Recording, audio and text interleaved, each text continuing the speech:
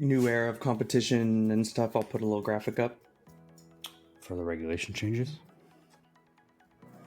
Yeah, and then we could put a bracket up for the grid. What the drivers? Oh, who is left to their own devices? Empty seats. Welcome to the Grid Culture Podcast, where we talk about Formula One and Formula One fantasy using Grid Rival. We're here today to break down the Canadian Grand Prix, and boy, was it a doozy.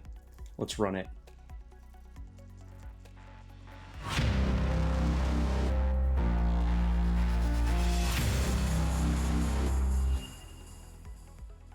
Okay, so when did you watch the race? And what were your overall impression of the weekend?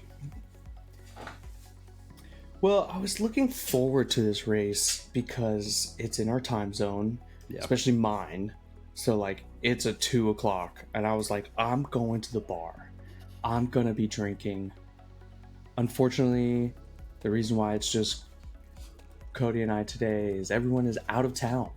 So I ended up just watching it at home, and sometimes that's a better experience because I was able to have my iPad open, and I was watching Norris, I was watching Hamilton when Hamilton was right behind Alonso, so it was a better experience, and I much enjoyed this race being at home versus the bar because it was such a doozy. It was so much going on. I watched it, so we started up a meetup in Vegas. Trying to get some people to join, so we went to Nevada Brew Works, and they had the races on the TVs. There's some logistical things that we still need to work out, and we're kind of at a standstill because we won't have a race that's in our time zone or decent for our time zone until October. So if anyone is interested, it's Viva Las Vegas F1. That's where we post our information for our meetups. We'll put it somewhere, right? Pop up. I'll pop up. Boop. Here it is. So we're still looking for places because we want to ultimately try to be consistent about it. So like if the races, because most of the races are in Pacific Standard or Pacific Daylight, are 4 a.m. and 6 a.m. So we want to try to figure out how to delay stream it so that we can still meet up at like noon and still watch the race together. And you said this time there was no so that sound. was one of the logistical things that we got to work out is like, how do we watch the race but there still be sound or at least captions on the TV, you know what I mean? So we still have some things we need to work out, but it was good. It was a lot of fun. Yeah, here in New York, there's a bar. It's in Midtown. I know there's other ones, but the one in Midtown is always a hoot. Like, there's people screaming for overtakes, and I was watching last year at the Austin Grand Prix, and they had like a whole Red Bull thing, so it's really fun. But this time I was actually glad it was kind of rainy out anyways, so it kind of was a vibe of just hanging out inside. But overall, what a race. What a huge weekend. You know, like, it was big. Honestly, Cody and I were at the Grand Prix. If you watched last episode, we talked about it. We were at the Grand Prix last year, and that was kind of boring. Wasn't much going on as far as like, as much as this one. We had only 15 drivers finish. Yeah. So that's insane. And on top of that, I felt like last year there was more rain for us, but no rain on race day. Was quali? I can't remember if quali rained. Quali had rain. It rained in, I think, Q3. So if I remember correctly, in Q3 it started raining, and that's what changed the order up a little bit. Yeah, but other than that, the only eventful thing that happened was George Russell smacking the wall. Yeah. Well, and exactly. That turn that we were at is now grass, which I feel like made that corner where we were last season or last race was even, like, it made it way more wild. Like, everything seemed to happen in that corner. Yeah. I would say that it almost took Oh, It almost yeah. made it more eventful than like the Wall of Champions. Yeah, that area was very hot this year. It was Checo, Albon, and Sargent all in that same, or Sainz and Albon and Sargent all in that same little turn, which means there was probably a pocket of water, or there was a level of the course that just kind of dipped in, got some puddles, and there was just standing water. Let's talk more. Like, let's break it down. So, like, first off, qualifications. We're looking at an impressive weekend for Mercedes, and that's kind of why I'm wearing the gear today, because they were very, very impressive. And there was an interview with Hamilton. He even, I think it was on Hot Ones or something, but he was like kind of shitting on the car, but he was saying this weekend that he might be competitive, and we saw it. We saw the competitiveness that Hamilton, honestly, was one of the fastest all weekend, even in qualifications, but didn't have a great Q3, and Russell ended up taking it. But it's already showing that these upgrades on this Mercedes are incredible. Who else? I feel like Aston was pretty consistent this weekend. Stroll being the star of the week. But I was talking to, we can get into it later, but when we start talking about the race report, I had gotten Box Piastri's opinion on her thoughts on what her strategy was this week, because she did pretty well. Yeah, because she had Aston Martin as a team, I'm pretty sure, and with both of them finishing, I think talking about more about the fantasy league, if you didn't have a DNF, you won. You got up there, and I think the points were pretty significant, because if you're finishing comparatively to other people and you're already lapped, basically it looks like an overtake of 5 people. It was so there's points there. Points people got this weekend.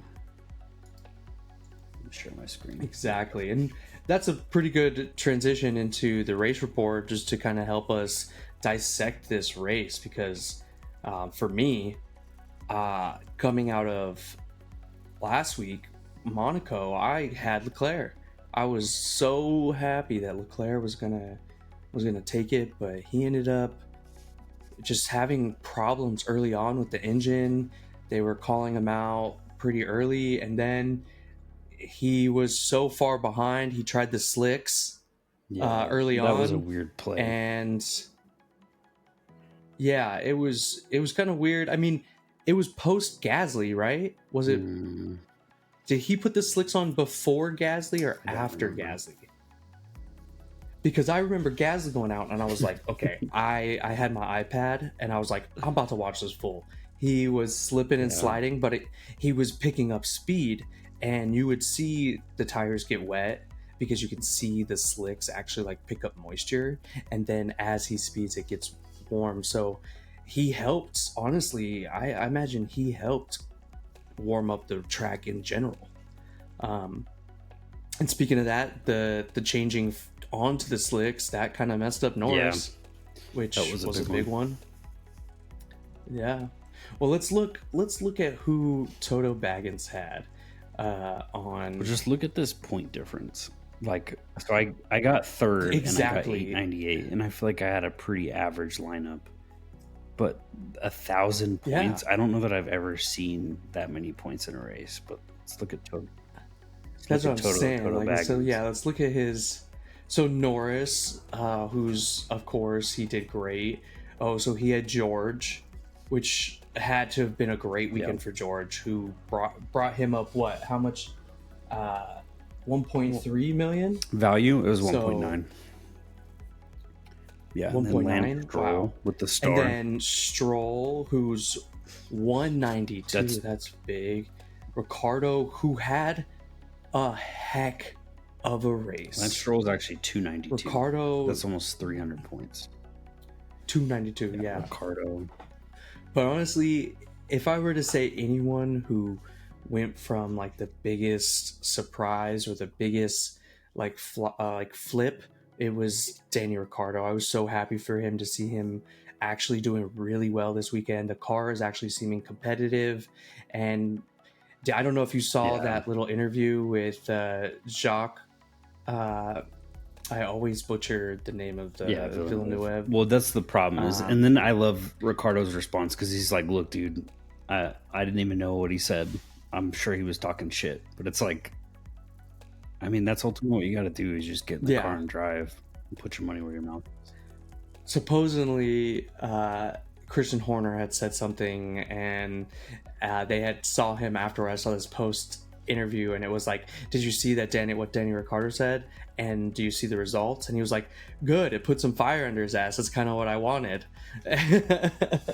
So it was, all in all, like, it maybe did give him the fire. He didn't really see it, but like maybe there was like this just vibe of push. But he was very impressive this weekend, and I think that with the Yuki signing, he's trying to prove himself. Well, yeah, I mean, somewhere. Liam Lawson's coming for that seat, and rightfully so. I believe Liam Lawson deserves a chance, and so it's like, I don't know, dude. If you're not gonna put out, then it's time for you to go. Yeah. Well, then, see, look, he had also Verstappen, which was a big pickup as well. So I could see that being big. Let's go to Box Piastris. So she had Lewis Hamilton and Alonso. Hamilton and Alonso, but she also had Stroll. Constructor. Big. Yeah, that's huge. She didn't lose any money this week, and she gained 8.9 million. I think I lost the most this week. I actually talked to her. So I had her input on what her strategy was this weekend. And so she actually had to pick up a lot. She watched a lot of practice and saw how consistent Aston Martin had been doing over the whole weekend. And so that kind of dictated her pick. And then she was like, I'm going to just give Lance Stroll the star because it's his home race. And so that was kind of her thought process, as well as Lance Stroll being a pretty decent wet driver. So, yeah. I mean, I had Yuki starred, and for all it's worth, he had it. And he just slipped out right at the end. Corner. Let's go to your team. So I did pretty decent, so minus the Sainz DNF. You only had one DNF. Bottas wasn't bad. See, I mean, what's your third. So that means only 2 people didn't have a DNF. Or I think one of our team members didn't have full. There's been a few people that have been pretty not. They haven't been setting their line. Yeah. It's summer, so I understand the traveling. But anyways, what'd you get? Let's see. Go to mine. I'm right above you. I got. I had it that rough. Albon, man. And then kick. Yeah. Albon was looking good. One of the best passes I've ever seen this season. Like, honestly, I think I've ever seen. It was so cool. It was awesome. I have so much more respect for Albon, and there was already a lot there. I think he's an incredible driver. But that pass, I was on my feet for. Show it. It was clip it big. Right here. Throw it in there. I'm gonna hopefully, if I can, we're gonna be right here. Maybe I'll put it on the TikTok, and then I'll show the TikTok of us right here. And then whatever. Anyways, let's go back to the race report, and let's just look at the money lost this week, because there's a lot. Ooh. Let's look at Tyler's lineup, because he did not have a good week. Team value, you lost 2.9. I think. Oh, that's not too bad, because I picked up 4 last race, so it's not the worst. But let's look at Bottas Fanboy, who was in first and now is in second. That's what he was so upset about, was Leclerc, the Perez pickup. And Perez. Man. I mean, in Sonoda and... Man. Yeah, no, that's super rough. I feel his pain. How many points? I think we had the same amount of points, actually. Funny enough. Because we had a close... I had Norris, he had Verstappen, he had Magnussen, I had Hulkenberg, I had Albon, and I had Leclerc. So it was fairly... what a race, though. I mean, that mixture of incidents, overtakes, wet, it was crazy. I mean, we didn't even talk about the Haas strategy. Oh my god, it was so starting fun to watch. on the full wets, and they are trucking along. They are passing. They're getting fastest lap. They are moving the grid, and then the grid dries up. The track dries up, and Hulkenberg has a trail of people on his ass. And then it was so fun to watch, though, in it. It was so awesome. And then they mess up the pit strategy for both of them, and they get washed in the back. Hulkenberg, if he would have pit one more lap, I think he would have came out in middle of that bunch, but since they kept him out, he got bunched up, and then everyone just started passing him, and then all of a sudden he's at the end of the lap. So I think that was left to pit strategy for sure. Mm-hmm. Well, it's just, how do you have such a wild strategy from the beginning, but like no, it's like they were like, let's backup just, strategy. Yeah, let's take the. What if we throw on wets? Ooh. You know who I thought had a really good strategy this weekend was Hamilton. I thought once he put on those slicks before everyone else, it was gonna be a race, and he was gonna have it.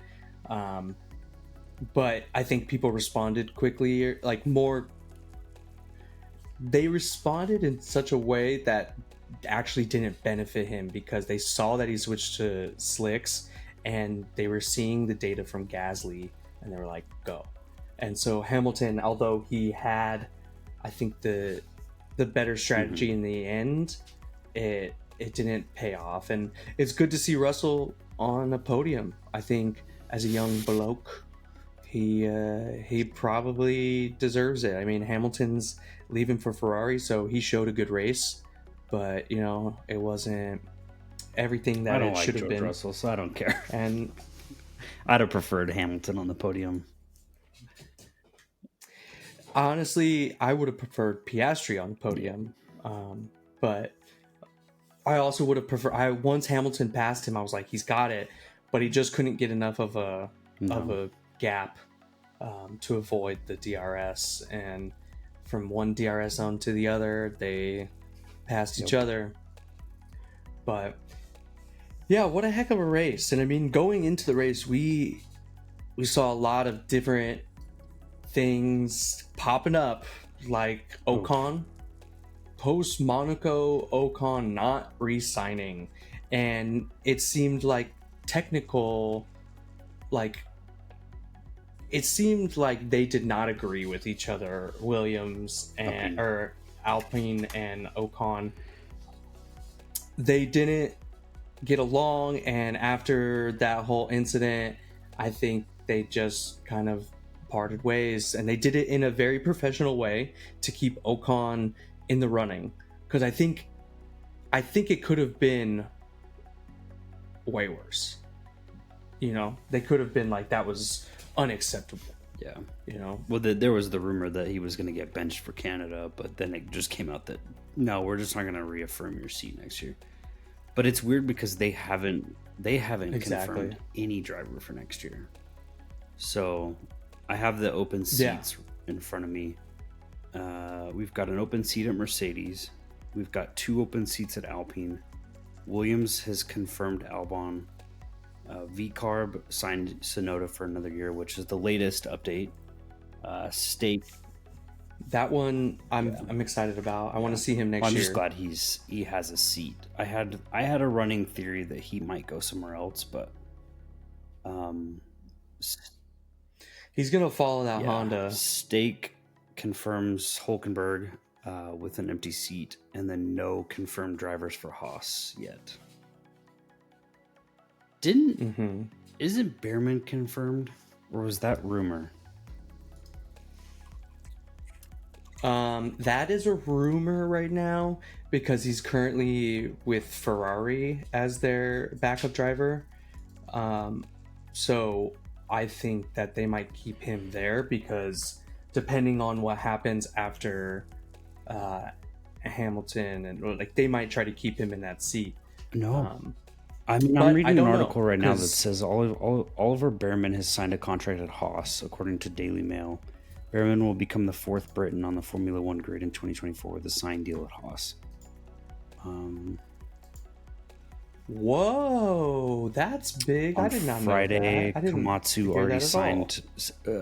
On Friday, Komatsu already seemed to slip up slightly. The Haas team boss let slip that they intend to announce the lineup for 2025 soon and are going for a combination of youth and experience.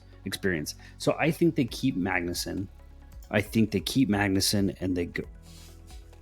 I don't know. I think they're gonna put someone else in that seat, and I think they might bring back. I honestly think that if Sainz doesn't get signed, if it's not confirmed, because it's not confirmed that he's with Williams. No, Sainz does not go to Haas. No, you don't think so? I think he's just gonna go to Williams, and that's it. I think if Sainz doesn't get the Mercedes seat, I think he goes to Stake.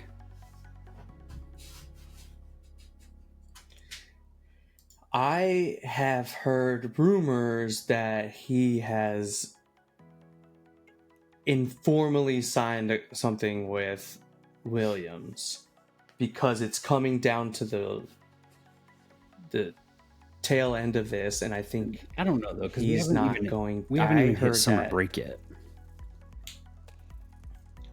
I mean, true, but I think Toto's going for Antonelli. No. I think so as well, but I truly don't believe that the rest of the decisions are going to come out until Mercedes chooses their driver. I think once that happens, everyone's waiting we're going to rapidly see some signed contracts. I think everything's in such a miss right now that I think Red Bull had to scramble to sign Perez because they're like, look, it's working. But I wouldn't be surprised if there's some out clause in that contract. There's got to be an out clause. Also, next year doesn't matter. Well, I know he signed 2 years. It does. But, is it till... I mean, next year doesn't really matter because it's pre-regulation. So, like, I mean, it matters as far as, like, money and stuff. But, like, next year they're going to be developing so much on the back end just to get ready for the year after. They're going to need 2 years. So that's why they released the car already 2 years in advance. So, like, there's going to be so much work on the back end that next year I feel is going to be kind of a wash. It's going to be interesting because we're seeing already that we don't have one front runner. Like, we know Max is fast, and that's a but the car is not there. So we're seeing that the other people's car is getting there, and we just need to push it. Yeah, but I mean, hopefully it's kind of like Ferrari can figure their shit out so that Lewis has another chance at getting that 8th. I will say I think that Ferrari needs an experienced driver in their car. I think they need a lot more than just an experienced driver. I think they got a lot of work to do on their leadership side. I think, but I think sometimes an experienced driver brings that, especially one who's worked at, he worked at McLaren and he worked at Mercedes for so long. He might have he might be the balance that they need to kind of blend into what they need as a driver. Like, for a driver, they need someone who's confident and who has, I think they look at Sainz and Leclerc as kids. There was a rumor I saw especially Leclerc. Oh, that's what it was. Did you see this rumor about Mattia Binotto to Aston Martin as team principal? Yeah, No yeah, that's the way. latest rumor that I just saw. Actually, it's a pretty old rumor, Yeah, but well, it just came across my eyes. well, have you also heard about Haas having to? They are looking into liquidating their NASCAR team. They're like getting rid of it, and some people are worried that they might have to like get rid of their F1 team as well, and they're trying to get Andretti to buy it. I mean, they've been trying to get in, so I mean, what better way than just to? That's like the whole thing, is that they don't want to let him in as another team added to the grid, but maybe they could figure out a team that he could buy. And one of the one of the looks is Haas. Why not? Like, that would be great. Andretti is an American driver, and that's pretty awesome. Which is something that I feel, which is going to be sad next year, to lose Logan Sargent. We don't have an American on the field, and I was happy when he was there, but he just didn't do anything. He didn't show up. I know the car is hard, but like, you know, Albon's right there, and he's dusting you, bro, and you're just not up to what it takes. Maybe it's because you were born in Florida. I don't know. Maybe it's the air. I mean, at least we used to get, like with Latifi, we used to get the Go Tifi memes. I just we don't even get that with Sargent. Like, the only thing that was what the fuck is a kilometer? It's exactly what I was gonna say. What the fuck One of is the a people kilometer? that showed up to our meetup today, actually, she had a "What the fuck is a kilometer" shirt, and it with like Logan Sargent behind like That's a bald awesome. eagle and a American flag, and I was like, that's about it. I mean, that's really all we got out of Sargent. That's all we got.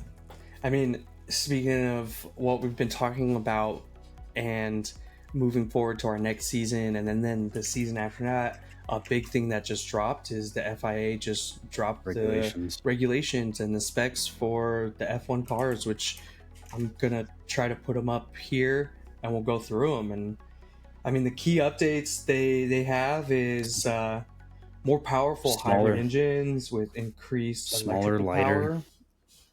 They're smaller, new active aerodynamics, agile car. The aerodynamics is nuts though, because I want to see how they're gonna do that front wing, like opening up the front. The flap wings in the front wing. And then there's X mode and Z mode, with the X mode being faster straight line, Z mode, or did I mix that up? I think it's Z mode. It was Z mode was basically and DRS, X mode was tighter corners. It's basically adding a lot more grip and a lot more downforce. We're dealing with a more efficient and advanced hybrid, which I think it's about time. When they started the last trend, which was 2018, 2017, somewhere around there. That was an old hybrid engine. Hybrid engines have advanced, of course. So moving into that, there's a 300% increase in electrical power.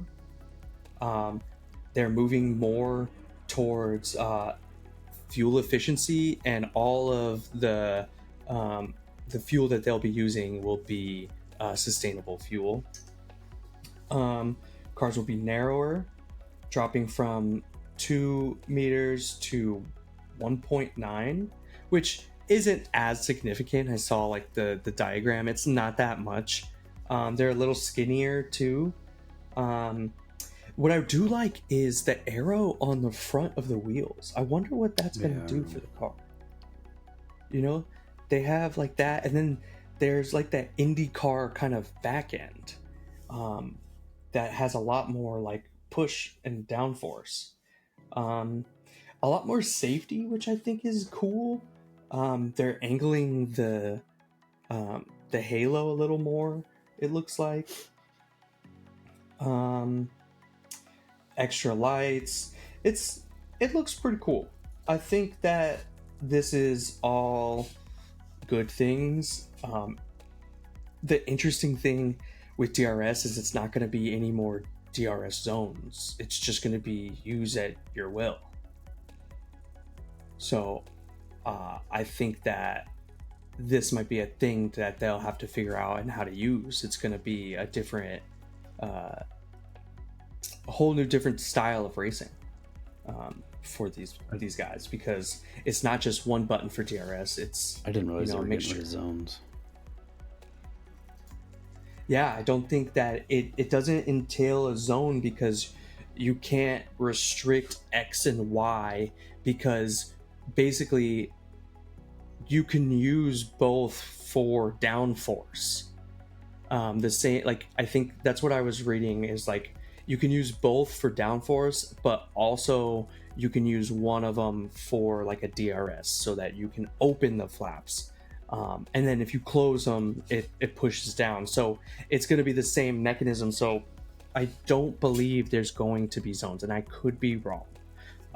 But I think that what I was seeing and what I was watching, Sky Sports did a thing where they kind of helped explain it, and it doesn't seem like it's going to be like a mandated section or zone for it. It's going to be just like a loose, like, new thing. And I think it's going to grow and it's going to expand in how they're going to use it, like they always do. Every year there's going to be a new rule of how to use and adapt and change. But that's another big thing. And it's exciting. I think that I wasn't a fan of Formula One back when the hybrid regulations changed, and I didn't get to see all of that, so I'm excited to be a part of Formula One as we advance to the modern era. What about you? Yeah, I think it's going to be interesting with the new changes. Hopefully the cars being lighter, and that little bit of length that they're taking off on all the aspects. I think it'll maybe it'll even help with Monaco. Like, I don't know, we'll see. Yeah, I mean, this is another tight race where it's hard to overtake in some zones, so it might help there too. Monaco, all that. But yeah, I mean, what do we got next? We have Barcelona. So, fun facts. In 2026, it will move from Barcelona to Madrid. Okay. I was looking up. Where is it in Barcelona? Because I'm going there at the end of this year, so. Sure. But I'm not. That, you know what's funny is I'm there for 2 race weekends, and I'm there for Singapore and what's the other one? What's the one right before Singapore? This year? I gotta look it up. Yeah. But also, there's some probabilities in here. So overtakes completed in 2022. I think this article is from 2023. There's 75 overtakes, so that's a good amount of overtakes. Safety car probability is 50%.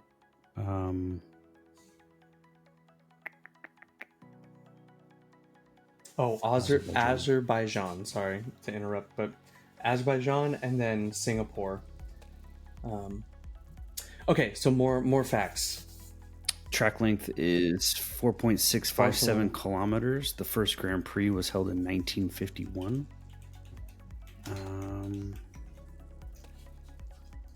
How many turns? Let's see. There are 14 turns. 14 turns. It looks like it's a 66 lap race. Yeah, I remember this last year. Schumacher holds the most pole positions at 7. Michael Schumacher and Lewis Hamilton are both tied with the most wins at 6. Wow. Maybe we'll see a Lewis Hamilton win and he'll break the record there. Not if you ask I know Lewis that was Hamilton. a roll your eye moment. Lewis Hamilton says that the rest of the year he's at Mercedes, he does not expect to beat George Russell, and then he kind of like did this like like he's gonna let him win everything. Or they're just giving George a better car. Oh, that might be true. You know, why not? He's gonna be the driver to take on I just the can't wait to torch see and, George Russell cry, you know, move it along. when Kimi Antonelli is the favorite. He's the favorite. Yeah. I mean, for real. Another cool thing that I saw this weekend, but it was kind of sad, is Jack Doohan got to go into the car at Alpine. And screwed, yeah. Yes. And like, we're so excited to see him race. I'm excited to see what this guy could do. Yeah. Reigns ends early. He went out for like boom. one lap. Like, and I was just like bummer. Didn't even get to do like a flying lap or nothing. Just kind of. Why don't you go take the car and get it wet? It started raining and it ruined his. Yeah. Let's go take it for a wash. He's the keys, bud. He's just the valet driver. He just warmed up the tires for Gasly. Yeah. But I was excited to see him, and then nothing really happened of it. I'm honestly excited to see like a new bunch of kids. So I'm hoping I'm hoping that in this next year we're gonna see some more, or even in the upcoming races we're at least gonna see. I think we're gonna see Liam Lawson in like for a practice or two. So I need to go. But yeah, I'm gonna go watch the F1 Academy. I think after this. Yeah. I mean, I need to catch up with my F1 Academy, and that's just listen to you guys. Watch F1 Academy. It's so awesome. It's incredible, and it's so like there's a lot more action. And they're gonna have the series next season on Netflix. Yeah, so it's gonna be big, and you want to know before you get in there. All right. Well, thank you for listening. Thank you for watching. We'll be back next time for the Spanish Grand Prix. Make sure you like and subscribe, homies. Like and subscribe. Peace.